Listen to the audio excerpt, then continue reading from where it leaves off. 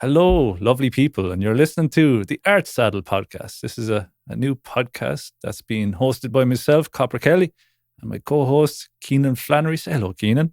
Hello. What's the story? How are you, Copper? I'm doing fine. We're going to try out this podcast, see how we get on, and obviously, if the listeners want to tell us how we're doing, that'd be class. But yeah, I suppose we'll let the people know who we are and why they're listening to us. So, who are you, Kenan?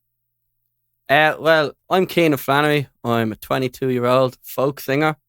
Been doing music for most of my life and kind of in the arts, and I just have a big interest in knowing a lot about art and understanding how the landscape of all music and stuff goes. So that's why I started this podcast with Copper, the big brain Copper as he is. He knows a lot. So I'll let him tell you about himself. Go on, yes, Copper. Yes, I'm Copper.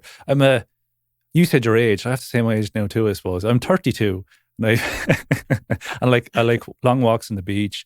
And we'll edit your age out, but we'll bleep it. I'm a country music singer down from Wexford in Ireland. But I also play a lot of rock and metal and stuff. So I'm a bit of a mixed bag when it comes to that kind of stuff. But I have my own little studio. I'm a self-producing kind of a musician like Kenan is as well. Putting out music and making videos for YouTube and, doing podcasts. I have other podcasts too. And I do all sorts of stuff. Kenan started the Old Soul Collective as a way, I suppose, getting people together. But yeah, this is, I suppose, the podcast is, how would you say it? Associated with the Old Soul Collective, I suppose you could say. Tell the lovely people what the heck the Old Soul Collective is all about. Well, what is the Old Soul? Good question, Copper. The Old Soul Collective is just in essence, it's just a group of people that have similar mindsets and interests in music, whether it's kind of country or folk or in that kind of area. And we support each other. We build each other up, we collab, we do all this work together, and kind of I think the best way to view it is the music industry isn't a ladder, and one person doesn't make and the rest fall. It's like a plateau. If everyone rises up together, we can all do it, So so I like to say, a rising tide raises all ships. There you go. Are you gonna get into your sea shanty now after that statement? Oh yeah, get some sea shanties going. Yeah. But I think with the link between this, the Artsaddle and the collective, I think it's just, as Tilly says, she's a part of the collective. There's no point kind of hiding and holding any knowledge or information or stuff we have. So the point of this is you don't really need to be a part of the collective. If you want to be a part, you can get in touch, but you don't necessarily have to be a part to get the benefit from it. Because that's kind of what this is. We're going to talk about interesting stuff. We're going to have a bit of crack. Do you know what I mean? When hopefully you learn something, you have a bit of fun along the way, isn't it? Yeah, I suppose we can talk about basically the behind the scenes of how a musician does their thing. And if you are a musician as well, you can learn something from us, or indeed let us know stuff as well. You can write into us. We have an email address. It's theartsaddle@gmail.com. You can email us your thoughts, your experiences, your stories, whatever you like. We can shout you out. We can read it out. But I suppose a lot of us are sound engineers as well. So we like to talk about the production side of things. We could talk about the marketing side of things, the distribution to, all the different platforms and how they work, and kind of touch on all these topics over the next few weeks. Upcoming episodes, you could say. So we'll have plenty to talk about anyway. But yeah, what else do you think that the listener will expect to hear from us? No, I like what you said about the emails, just to touch on that, because we didn't even think of that, and you said it there. If you have stories or funny experiences dealing with maybe if you've done gigs and you have experience dealing with pub owners or something that now you want to get off your chest, send it in. Or if you want to be on the show, if you have something to talk about, I think the plan as we go along, we're going to try to talk about our experiences and our knowledge, and also our lack of knowledge and stuff and research stuff. But if try to get people on that maybe quote unquote kind of an expert in certain fields, whether it's music related or just maybe it's kind of entrepreneurial related, trying to get people in that know a bit more about us, not a bit more about it than us, and they can tell us what we're doing wrong, and and hopefully you can learn from that. But I think as time goes on, we're going to get better at this.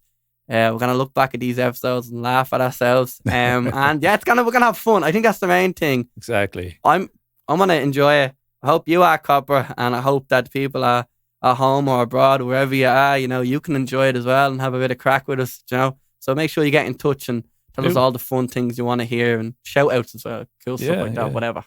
And we'll make all the social media platforms and all that kind of stuff. We haven't yet, but we'll get there.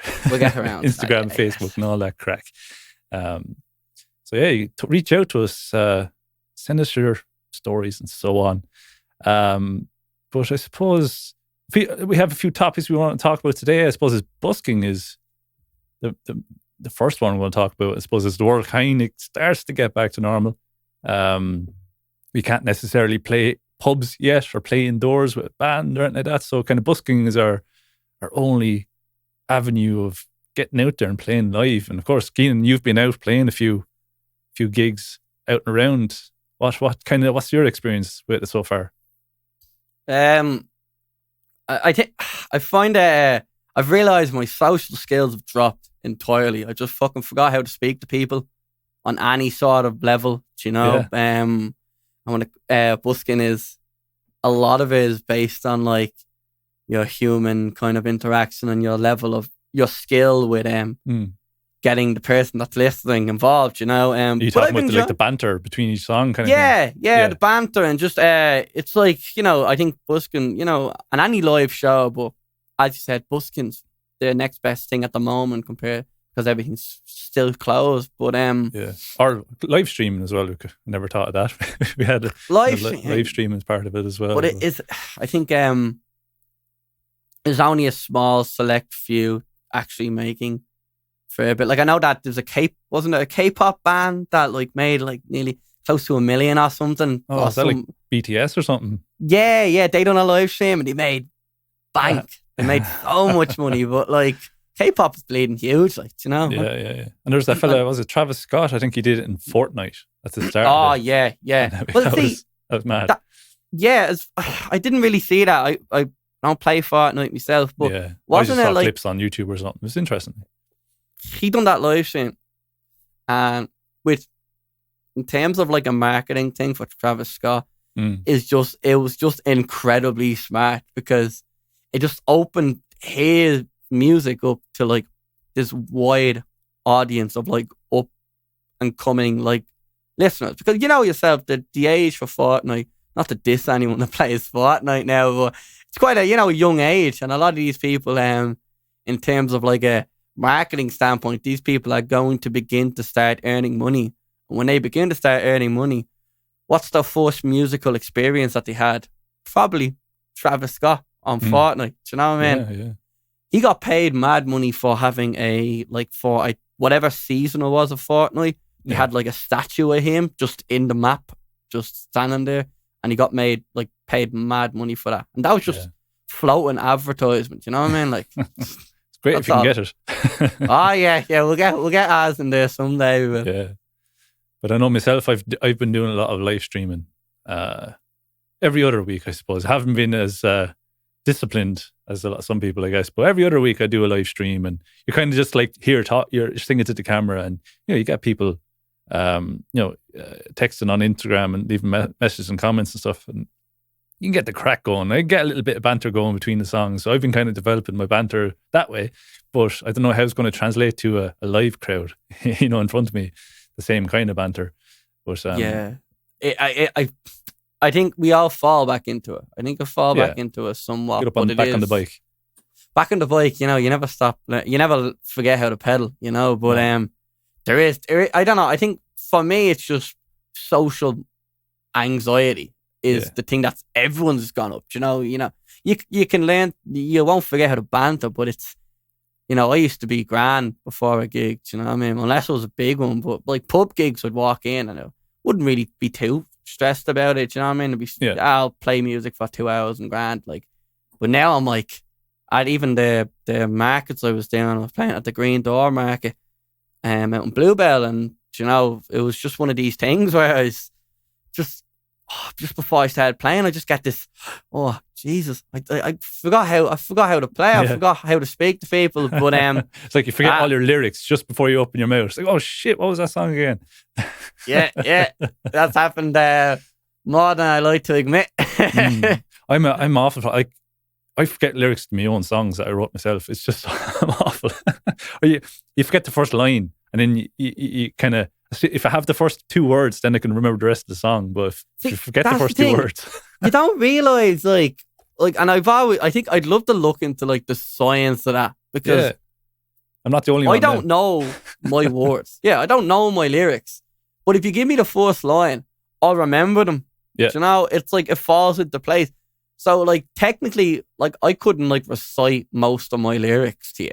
Yeah. But if I said the first line and I remembered the first line, it just falls into place. So like I wonder if that's some, you know, sciencey shit. I don't really know. Like I couldn't go to you, what's the second verse of Cheap Wine? You just you'd have to go from the start. You have to get there.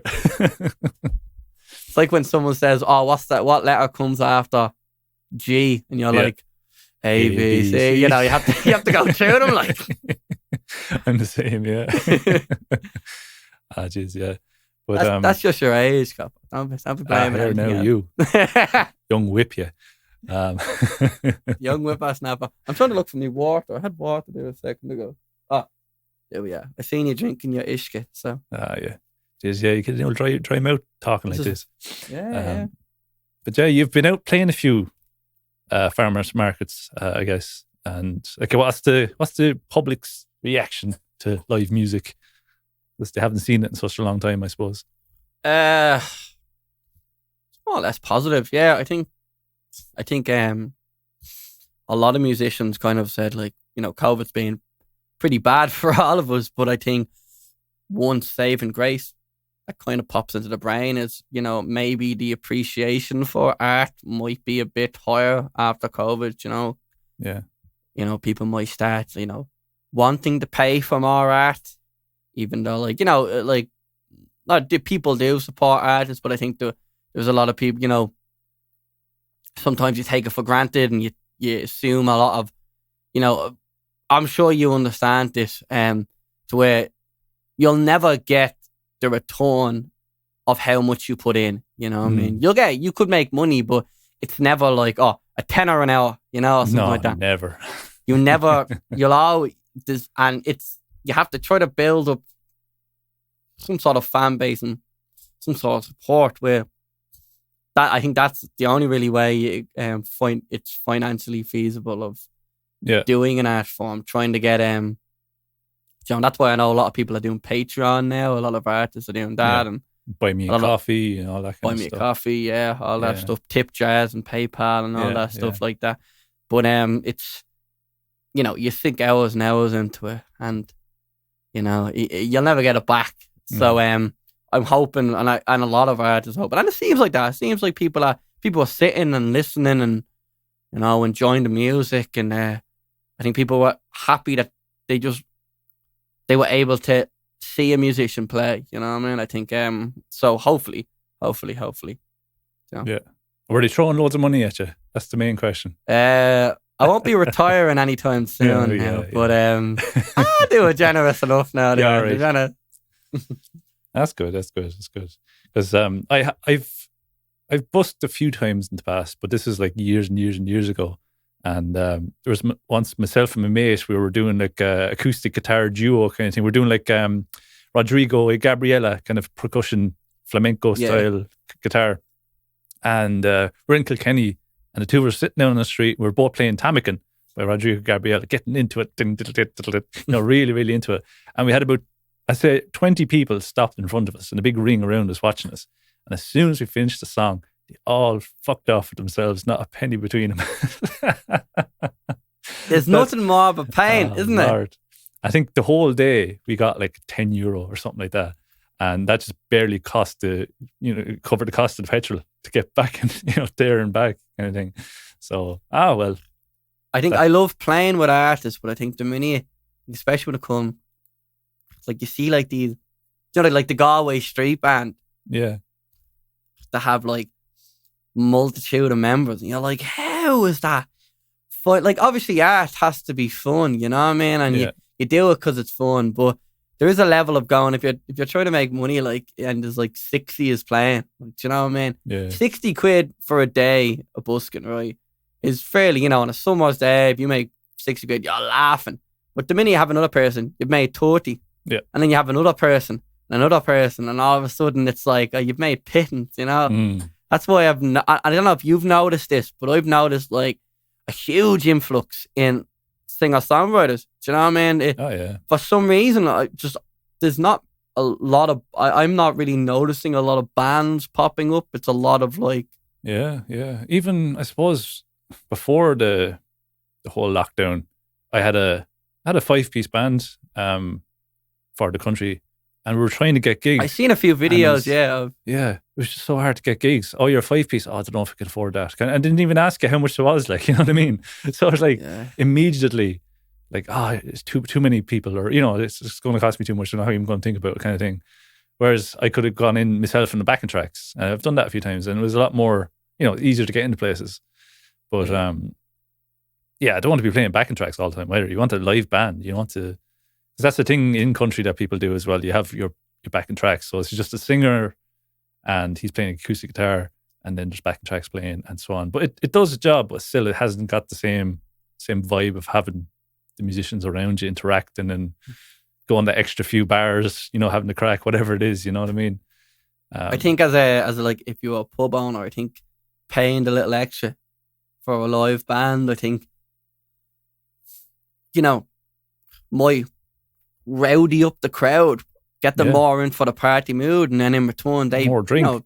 They get more fucking drink, and they're in longer, and they're partying, and they're throwing money at you. Do you know what I mean? So I think, and I've you notice that you go into a pub, and that's why I've seen some open mics in Dublin where like they won't pay it. It's like an open mic, but it's like, they're getting mad money from drinking. You're like, man, I'm sure like it's not like 50 Does not even quid. give you a few free pints for it, no?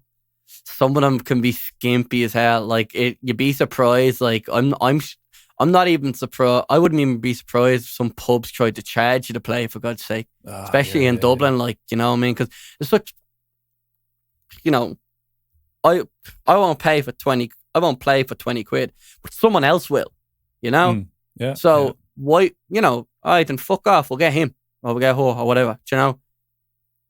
I think when you go down the country in the small towns, they have like, these small, like I played a gig in Killashandra, and they were so lovely, they paid you, they fed you, they watered you. Mm-hmm. Do you know what I mean?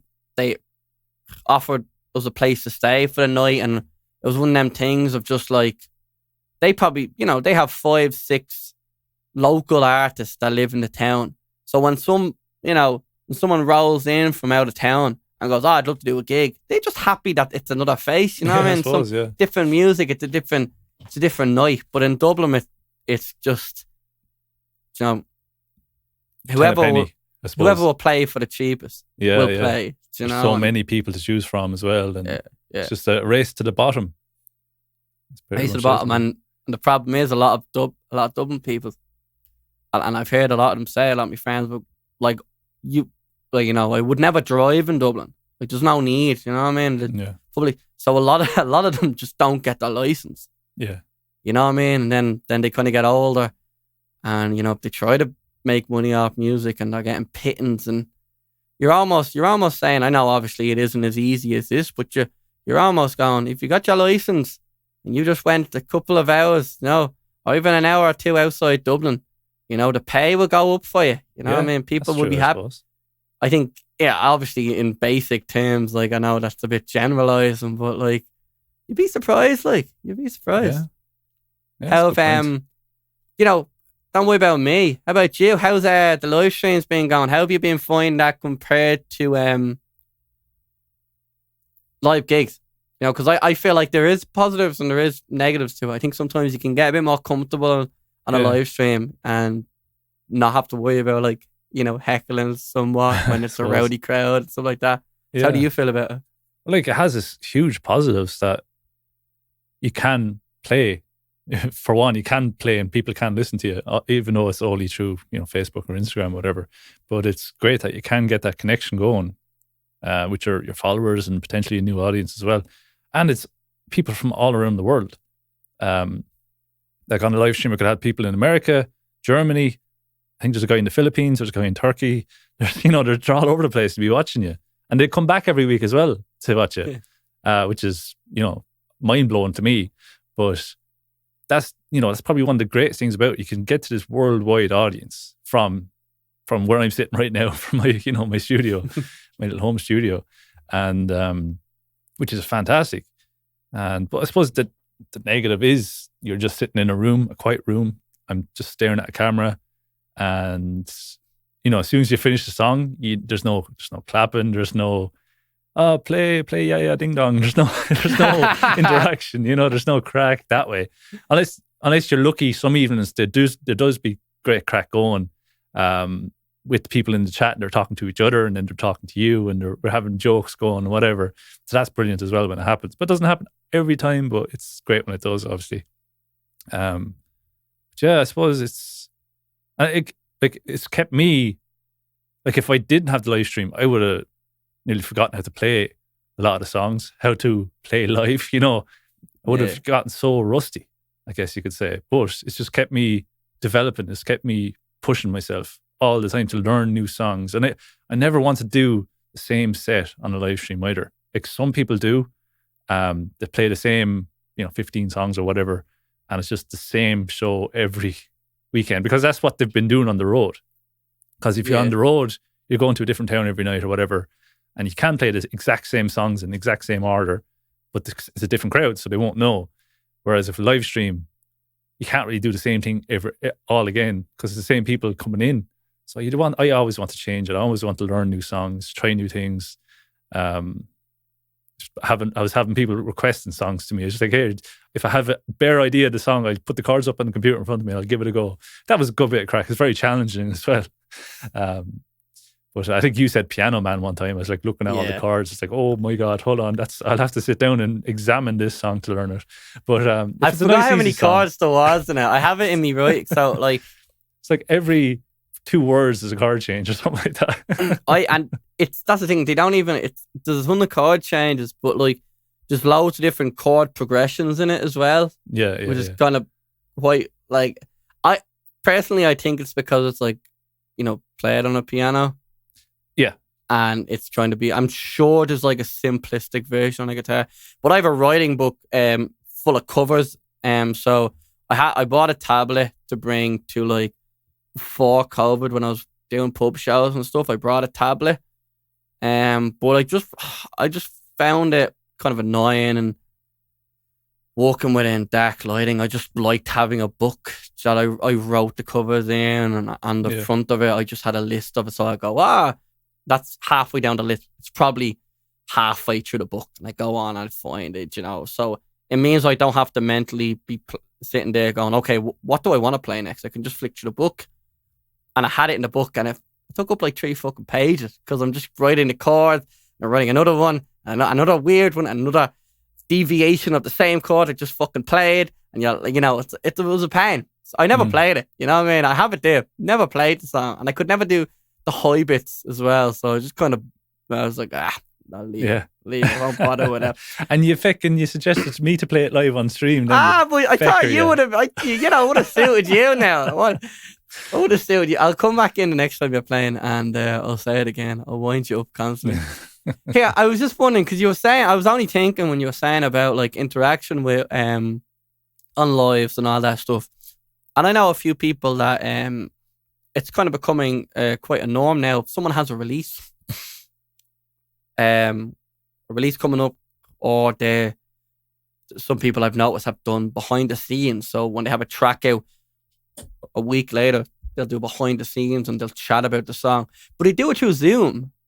So it's like, okay, You know, so you can actually, there's a way where you can, I can control, so I could mute everyone. You know, I could turn everyone's cameras off, and then I could allow it at certain times. So during a song, you can turn things off, and then at the end of the song, you could turn the mics on and the cameras on. Well, you can't turn their cameras on. That's a bit creepy now. But you can give them access to turn the cameras on and the mics on. They could, talk and they could chat. And I think I don't know how it would work in terms of broadband speeds and kind of, when two people talk at the same times, it just goes tits up kind of. It all gets crackly and stuff. But I don't know, I thought that was an interesting, I feel like Instagram's handier because, I've often joined live streams on Instagram simply because I'm on Instagram and I realize someone's live. Yeah. I've always found I have many more people live watching me on Instagram than anywhere else. Even though I've set up my sound and video so that it's like near studio quality over on Facebook. But then I'd have no one over there and I'd have everyone on Instagram. It's just me and the phone. You can't set up the professional audio through the phone, unfortunately. Yeah. But it's funny how it goes. But isn't it convenience though? You know what I mean? Like it's convenience, yeah, absolutely. I've often, I would sometimes write it down on my phone, like an alarm. So 8:30, 7:30, whatever. I need to do something. But sometimes I just forget to write it down, and then that's me kind of done. So when I see something pop up, I have some notifications on. So I have notifications on for everyone in the collective, on the Old Souls. I have my own personal notifications all turned off, but on the Old Souls will pop up like Copper Kelly has started as a live stream or whatever. Yeah. So I'll go, oh, awesome, man. If I'm, not asking around, I'll go, throw that on. Do you know what I mean? So I think Facebook is, I know you can set reminders on Facebook though, but yeah. How less personal, I think. I think Instagram's way more personal. Yeah, it's harder to read comments. I don't know how do you find reading comments on Facebook? It doesn't auto scroll. No, and it's weirdly to the side as well. Yeah, yeah. I've had it so I've been playing a gig and I was thought no one was there watching me or commenting, and then all of a sudden after the gig I just hit refresh and it's like fucking 20 comments. Like, what shit? Where were they all? I didn't shout these people out. Oh, I feel so bad now. So yeah, it's a bit weird on Facebook. How do you find Twitch? I know you're using that. I am, but it's just I'm using Streamlabs OBS, and I kind of have the Prime subscription where I can live stream to Facebook, YouTube, and Twitch at the same time, simultaneously, as I say. And then I have my phone to the side, and that's Instagram. So I'm literally streaming to 4 places at once. But I think Twitch, I've had maybe 1 or 2 viewers on that, but that's more of a gamer platform, I suppose. Whereas, music maybe doesn't translate as well over to the gamer side of things. But I do want to start maybe doing a bit of gaming live streaming just for the crack, not serious hardcore going into Call of Duty Warzone as an absolute elite, whatever. Just messing around having the crack. Well, if you head on, let me know. I'll join you. I'll join you for a couple of games. Yeah. See, I do go on Twitch the odd time. I used to go on to a lot watching. I liked watching Minecraft lives when I was just trying to zone out. Yeah. And I did watch a bit of PUBG and Call of Duty and kind of watching pro players, kind of learning from them back when I was mad into them. But my little good deed of the day, sometimes what I do is I go on to there's the music category on Twitch, and I refresh it to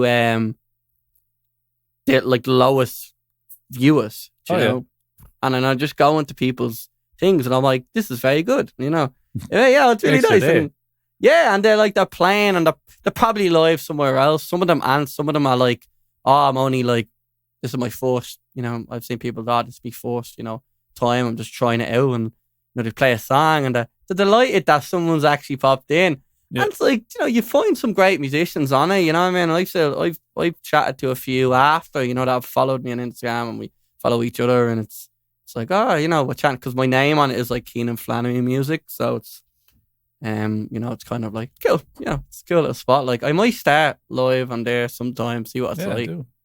Yeah, cool, try it out. No harm, absolutely. Like the way I do it is it's just one of the other places that I can stream to at the same time. So I said I might as well tick the box and stream it, so it's there anyway, just in case. So it's worth doing, like, and but the thing is with Twitch it is way more for gamers, but at the same time, even like the top percentile of streamers are only still getting a handful of views, apart from like, Ninja or these huge names. They're getting massive amount of views, but even just like a huge percentage of streamers only get maybe 5 viewers a time. You know what I mean? It's actually very small. So it is incredibly oversaturated. That's actually kind of, I suppose, leads on to our next topic of conversation as well, is social media. Because, music, like there's such an oversaturation of musicians, and you have to basically kind of use social media as best you can in order to get your head over the water, so to speak, and get your name out there.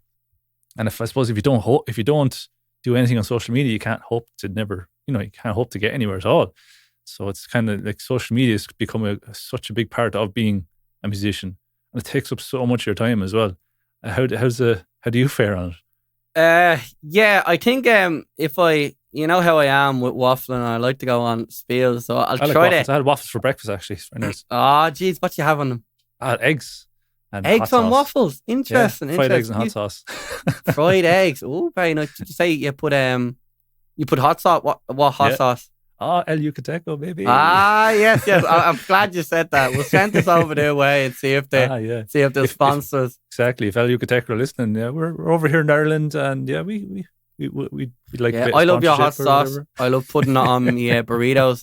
They don't have burritos in Wexford, but if you're up in Dublin, I love throwing it on burritos. And if anyone's out there that wants to show us a sponsor, show us or send us free shit. If you want to send us free guitars, whatever you want. Oh, if Gibson want to start sponsoring us or something. Gibson, but we don't judge. Like, we'll take Fender, we'll take anything at all. Anything we need. But now onto, I think I'd love to do a future episode. Where we go through each of the socials in depth and kind of chat about it, because I've been trying slowly but surely to get to really nitty gritty find ways and like almost cheats. But I think you have to one of the main things is there's two counter points that they tell you to do when you're on social. They say be consistent, but also only put up shit that is engaging, Yeah. I think I like putting up like random stuff, like pictures of my dog and stuff.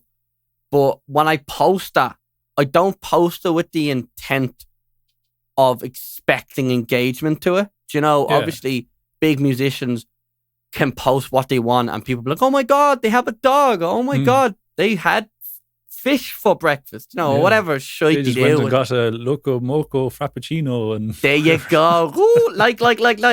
Yeah.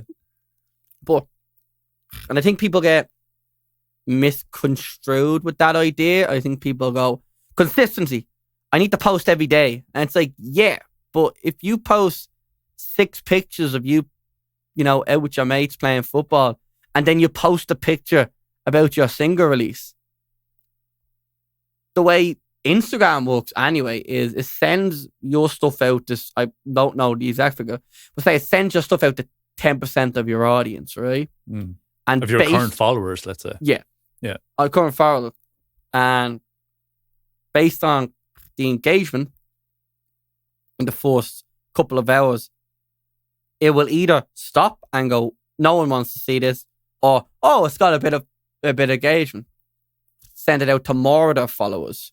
Yeah. Now, when kind of shit blows up, that's when it starts popping up in like people's like discovery pages. But you really have to like kind of thousands of likes and so on. Thousands of like, no. But the grading system goes, what was it? It was a save is worth the most. So it goes save, share, comment, and then like in terms of best to worst. You know, people think a like is like does loads, but you know, if you save it, it does 10 times more, which is really ironic because saving is one click. It's really simple. And what I do is I used to just save no matter what, but I've set up folders. You can set that up in Instagram. So what you do is you can have a folder for, you know, cooking recipes or tips for production, and then you can have a folder just for, you know, whatever, like spam save or whatever you want to call it.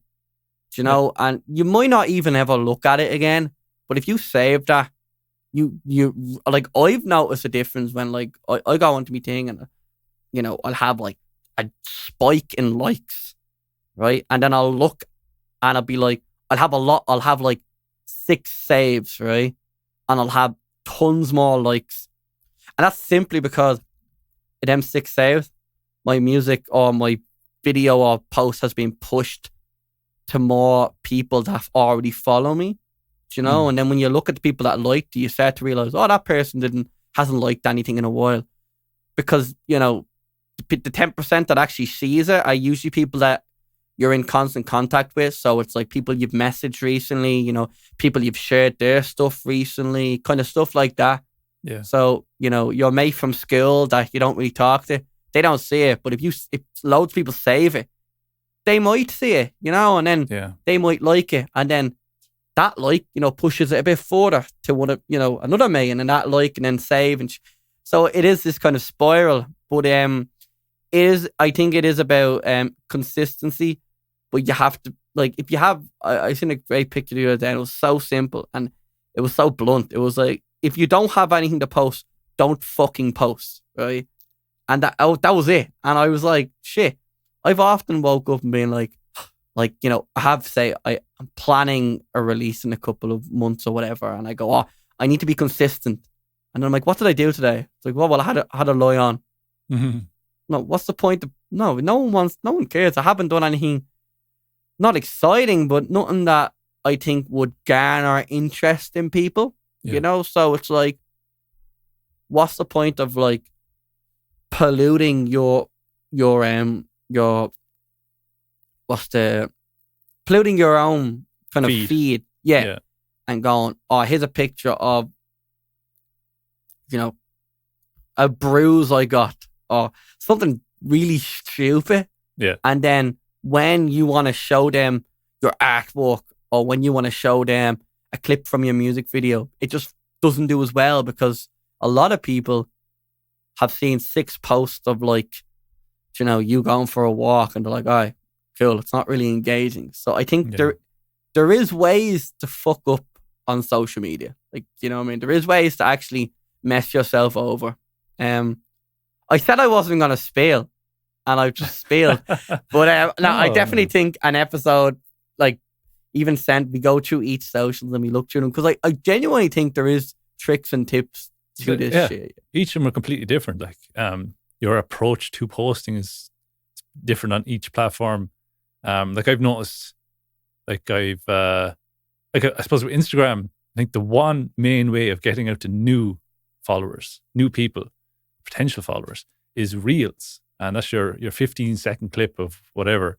And that is exposed to an outside audience apart from your own followers. Because if you make a normal post, that's just going to your followers, or even it's just going to a small percentage of your followers. Or if you do a story, that's just going to your followers. Or an IGTV video, that's just going to your followers. Whereas Reels kind of goes out to the world. And I found, I've put up a few videos on that and it's got, you know, maybe a few thousand views on Reels. And whereas if you put same thing as an IGTV, it might get maybe 50 views as an IGTV. You know what I mean? And even at that, it's different between like TikTok and Reels. They're similar kind of idea. But like I did the yeah ding dong for the craic there last week. And I put up on Reels, I got like 3,500 views. I put up on TikTok, I got 250 views. And it's like it's pretty much the same thing. So it's kind of, It's strange. You have to kind of figure out what works on each platform as well, you know. So And I think, isn't it, I know people always say hashtags. I think it's timing. Yeah, timing. Look, Yeah. I remember the other day, we were out and we were talking to Fionn, and he was talking about trying to predict trends. Yeah. You know, and I think that's something that, as you know, as it's worded, trying to predict. Like, you can't predict trends, but you know, that's, if you can find ways to, like, you know, if you have someone that's like knows a lot about TikTok, there is ways to go, okay, well, what hashtag, you know, what hashtag is going at the moment, you know, and you can fucking post about that, whack that up there and go, oh, you know, Bob Dylan's birthday today. So if you pop up a Bob Dylan thing on TikTok or on Reels on Instagram, it might perform better today than it will tomorrow. Yeah. But it's about, you know, and I think that's one level of going, to do that, you have to be on your social media game. Yeah, and you have to be on it all the time, completely. And it's hard to do, especially when you have a day job and you have to work on music and edit podcasts and whatever. It's just and like, look, I think and we even said that, you know, I don't know if we've said it when we started recording or we said it before we started recording, but the idea of you're never gonna get what you put in out of it. Do you know what I mean? You're never gonna. So I have an example, actually. You have an example? I have an example. Yeah, I think I told you there last week, I think, but do you know the time when the sea shanties were taken off on TikTok? Yeah. I saw that, and for the first few days, like, oh, that's kind of cool, but I didn't really think much of it. But then I had a day off, and it's like, I just want to do something different than my normal, you know, working on my music, my country music, whatever. I see these sea shanties going on. I like the song, The Wellerman. It's a catchy old song, and I said, feck it, I'll spend an afternoon. I'll record myself singing it, like into this microphone even. And I did some a cappella. I did the 4 harmonies as well. And I put it together, I mixed it, and I mastered it myself within my own plugins and so on. And I stuck it up on Spotify just for the crack. And it was like an unofficial release. I didn't publicize it, didn't promote it, did nothing with it. I just said, I'll throw it up there for the crack and see what happens. And lo and behold, for that afternoon of work, I've had, I think I haven't checked it now in like a week or two, but something is nearing 9,000 streams. It's gone crazy. Whereas a lot of my other songs probably around the 1,000 mark, let's say. Whereas this one little song I spent an afternoon on is up to 9,000, is reaching, you know, is on the way up to maybe 10,000 sometime. But I think it's that kind of 80-20 rule, whereas you could spend 80% of your effort on something and you'll maybe get 10% or 20% reward back. Whereas with this one, I spent 20% of my effort and I got 80% of my reward back, you know, from all those streams. That shit is so like, then you go, all right, well, cool. And then you go, what the fuck am I meant to do with that information? Because like, yeah, no, it's crazy, isn't it? It's like, you kind of, and I think there is a level of trying to predict stuff and there's a level of going, well, this is how it'll work. I want to make a plan. And then there's a thing of going, well, you know what? I'm not staying up till 3 a.m. on social media trying to predict shit. I'm just going to do my thing. And, you know, we all go through spells of going, okay, I want to be hardcore on this shit. I'm going to make sure I know what I'm doing and make sure I'm learning. And then you get to the point where you're like, is there, you know, there's so much going on in the world and there's so much going on in your own life. Like, you know what, it's grand. Well, fair play to you. You know that? I do like it. I was listening to it. When after you told it, because I remember you put it up, and then when you said that to us the other day, we whacked it on in the car. And yeah.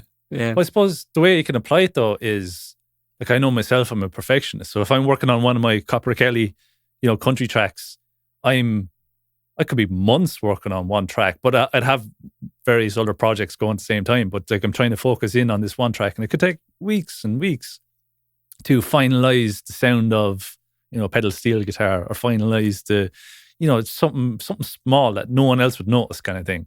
But I think you have to kind of tell yourself, okay, the job is done now. You know, leave it as it is. It's done. It's grand. Go for it. You know, whereas you can just drive yourself nuts being an absolute perfectionist as well. So that's your 80% effort, and you'll get 20% reward out of it. But you have to kind of train yourself to not overthink things. Just make a decision and move on and try to get the work done. But at the same time, you want to do it at a high level. But at some point, you have to go, okay, now cut it out. I've been working on this too much. It's easy to learn how to mix or how to, well, let me repeat that. It's not easy, but like you can learn how to do it. Yeah. But it's very hard to learn something that's like internal in your brain. It's very hard to like. It's hard to master. Yeah. There's no bleeding. There's no YouTube tutorials on when to stop. Yeah.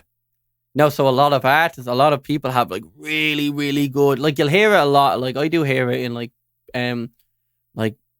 some artists that like, hip hop artists, and they make, they have a beat and it's a really good beat and they add to it and they add to it. And then all of a sudden it starts getting messy and when they're rapping over it, sometimes there's like fucking 2 counter melodies and a melody and they're rapping over that. So that's another melody and it's all. And it's like, a lot of that doesn't need to be there. Do you know what I mean? And you could, like, me seeing that from an outside view, it's grand. But if I was doing it, that's where the difficulty comes in. Because you're like, when do you stop? When do you just go, you know what I mean? Because I have instruments around me, like, and I've often been like, oh, I like the song, but I do want to put a lap steel on it. I do want to have a banjo on it. Or I have an electric guitar. I might as well throw that on. And it's like, there's no point just because you have it. Yeah. It's not needed. Yeah, it's not needed. So you kind of do what serves the song and not what you want to do in that time and space kind of thing. Do you use references like? I do. I suppose I have a few country songs, like say Chris Stapleton or something like that. I'd reference the sound and the kind of the vibe and see if I can get anywhere sort of near it.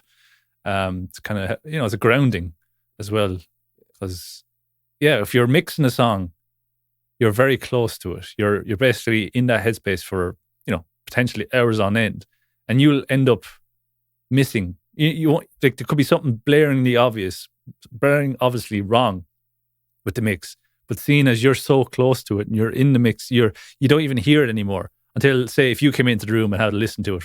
It's like, geez, what's up with that guitar over in the right speaker? That sounds a bit weird. And now that you said it to me, it's like, oh yeah, it does sound weird. I didn't hear it until you just said it. So you kind of, it switches your perception as well, and it's a funny old game, this mixing thing. But the more you do it, practice makes perfect. That's really key to it. You have to just keep going, keep at it, and don't be afraid to fail. I think that's the biggest thing. Because don't be afraid to fail. Yeah. So I've been writing and recording this country music now myself for the last 4 or 5 years. I could have easily given up any time. I say, sure, look, I'll just go forget this and go, live my life normally. But I keep going. I don't know, maybe I'm a glutton for punishment or something, but I just keep going, keep at it, keep riding that bike and just keep going. Keep pedaling. Yeah. And you'll develop, you'll get better, things become easier, you'll get stuff done faster and so on. So how do you find that yourself, that kind of aspect of it? Like the brutal punishment of it all. The brutal punishment you give yourself. Does it get easier? I think there's a point in every musician's life, and I think it's when it's around a time when you get a paycheck for music. So it's what's usually that? Never heard of it. What, money? What? Money? But I think a lot of, and this is where a lot of artists kind of kick themselves, and thankfully I've kind of gotten out of the loop. But when you if you go busking or if you kind of do a gig and you get money for it, it's like you kind of forget why you started doing music. Do you know what I mean? Like I don't think there's anyone out there that started doing music to make money. Yeah, and if they did, they're probably not doing music anymore. No, exactly. Fairly quickly, I'd say, because it's definitely not an industry to get into where you want to make, you're expecting to make money. It's just not. But the thing is, especially nowadays, it's not even going to be started. But it is, it's kind of like, you did it because you love it. Yeah. And like I do music production in college because I like working with musicians. I like working with artistic people. I like learning how to improve my own stuff as well. And I think you just have to be aware of why you do it, because there will be points where you will spend hours on something and you release it And, you know, as time goes on, and as you said, you keep learning, like practice makes perfect. Like, Yeah. I don't know anyone that has released something and then looked back on it and being like, I should have, like, that's perfect. No, Yeah. like, a lot of my absolutely release. perfect. It couldn't have made it any better. Never There you happens. go. All my music I look back on and I'm Yeah. like, Oh my God. like, and, you know, I should have done this, or, you What know, was I probably, thinking? what did I do there? Or, so, sure, I remember I was telling you there, like, most of the stuff I did is not mastered, like, at all. Like, Yeah. I tried to do it myself, but when I listen back, like, Spotify obviously has the normalization feature. Yeah. Which, if you have it on, if like, anyone that doesn't know, if you have it on, which then it actually just is set to be on. And if you don't have the premium version, I don't think it works. I think you need the premium version to control it. But it doesn't really matter for people that aren't really necessarily into music production or like that. But if you turn it off, it sets it to the volume that it was uploaded to Spotify on.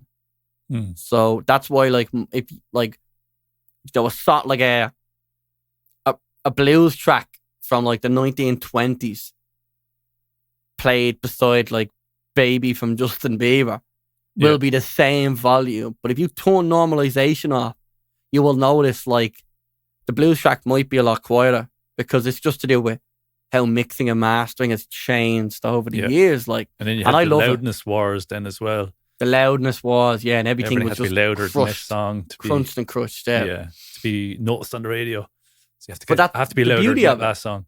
And I think that's why I love having it off, because you start to realize, you know, what was the engineer, you know, the mastering engineer, what were they thinking when they were mixing it or mastering it, you know what I mean? Like, what was that plan? Like, is there a reason why it's quiet? You know, a lot of these acoustic tracks, you know, will be, and I'm hoping, like, if anyone listens to this, and I know you've done well with your mastering, and your stuff sounds really good quality. But if you want to have a giggle, if you listen to any of my 2 EPs, and turn normalization off, like, they're just not mastered, you know. Yeah. And I noticed that because I forget to send them, you know, when I send them to radio, like, and then, you know, you notice when you listen to them on radio, sometimes they play, and a couple of seconds later, you hear it getting turned up by like the broadcaster, and I keep going. So that's why from now on, I'm like, you know what? I think I'm gonna externally get stuff mastered. I'm not gonna mess with it. I'm not even gonna try. Like, I'm gonna leave it to I'm gonna leave it to someone that knows about that.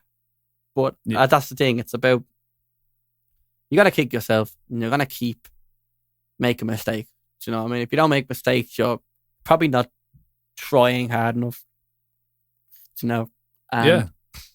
As long as you make the mistakes, and as long as you don't let it beat you down, like, keep going. Like, you're doing, if you're having fun, if you're not having fun, stop. Don't do it. What's the point? Do you know what I mean? Like, life's too short not to be enjoying what you're doing.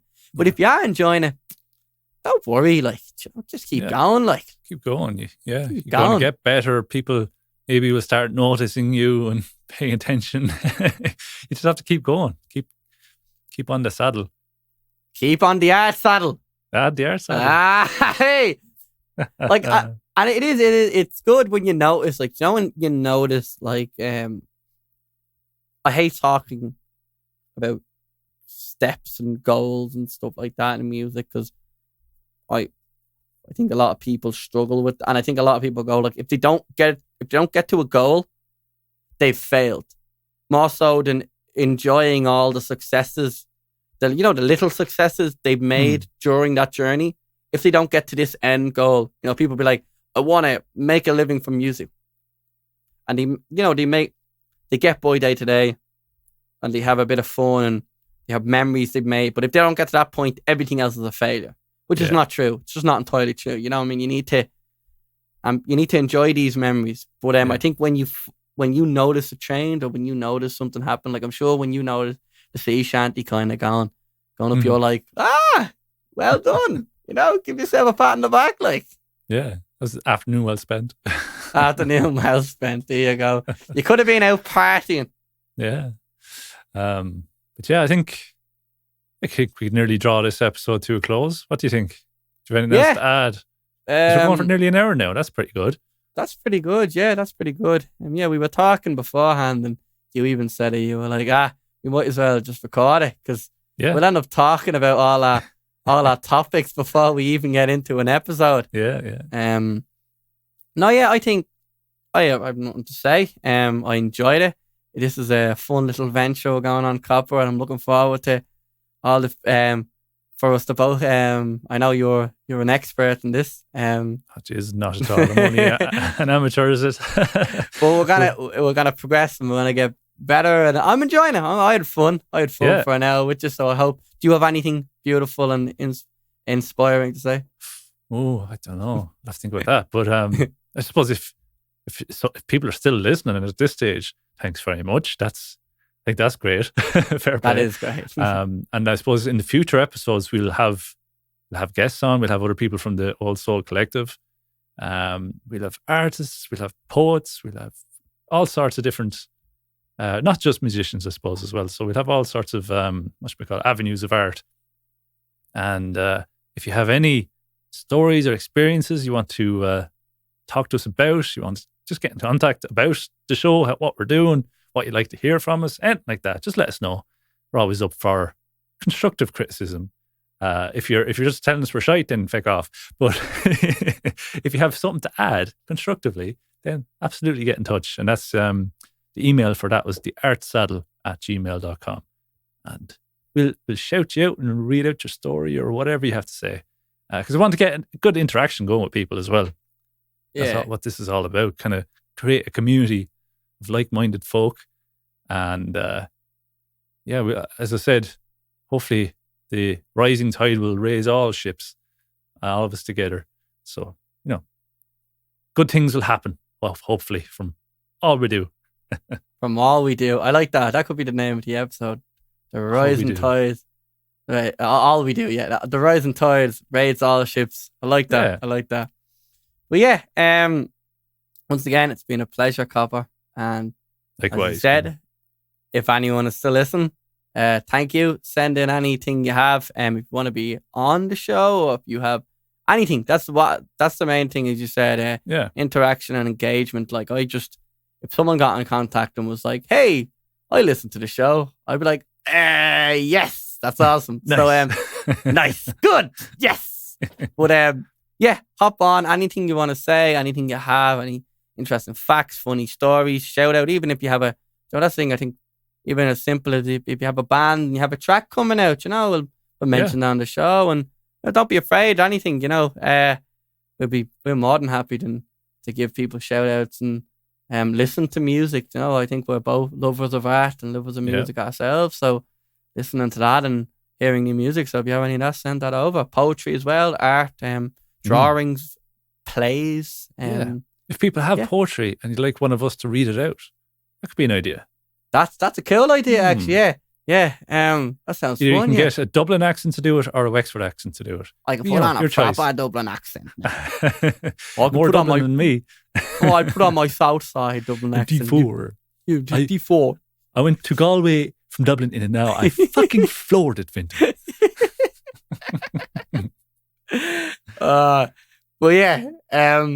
Until next time, thanks a million for listening to The Art Saddle. And that's me out. That's two of us over and out. Talk to you next time. Over and out.